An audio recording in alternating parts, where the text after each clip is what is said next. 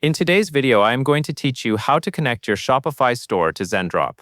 To get started, you will first log into your Shopify admin. This is the main dashboard where you manage your store, products, orders, and settings. Make sure you are logging into the correct store, especially if you manage more than one Shopify account.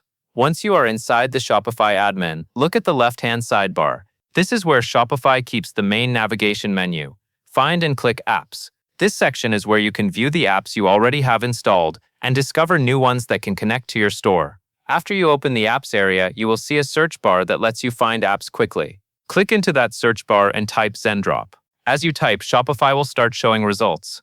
Take a moment to confirm that you are selecting the official listing, since search results can sometimes include similar names. Now select the app called Zendrop Dropshipping in POV. Clicking the app listing will open the install page.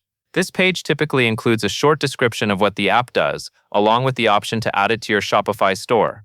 Next, click Install. Shopify will then take you to a permissions page. This is a normal part of connecting any third-party app, and it explains what access Zendrop needs in order to work properly with your store. For example, dropshipping apps often need access to products, orders, and store information so they can sync items and send order details for fulfillment. Review the permissions page carefully so you understand what is being approved. When you are ready, click Install again to confirm. This final confirmation step is what completes the connection between your Shopify store and Zendrop and allows the integration to be set up properly.